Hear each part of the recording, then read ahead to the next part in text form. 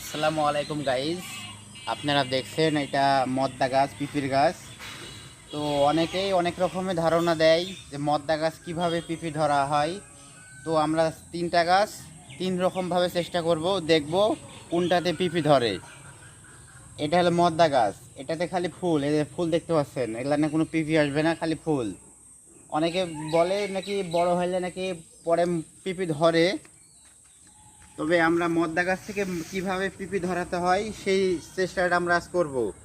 আমরা এই যে হাতে দেখছেন দুইটা গুজ, এই গুজটা তার গায়ে হেনে দেব, তারপরে কয়েকদিন পর দেখো কি অবস্থা। গুজটা হানতে হবে, এই যে এখানে দেখছেন কালো কালো আর এখানে হলো সবুজ সবুজ, এই কালো আর সবুজের মাঝ বরাবর দুইটা গুজ হানবো। বিসমিল্লাহ, আপনারা দোয়া করবেন যেন পিপি ধরে।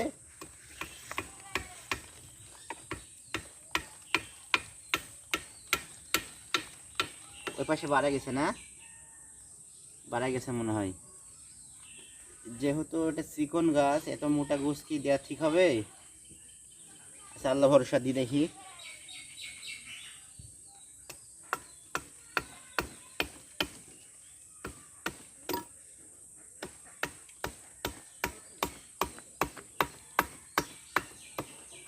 গোছটা দেওয়া সম্পূর্ণ হয়েছে। এবার কয়েকদিন আমরা অপেক্ষায় থাকবো, দেখি কতদিন পর এটা পিপি ধরে। এটা একরকম পদ্ধতি। এবার আর একটা গাছে আর একটা রকমের পদ্ধতি দেখাবো।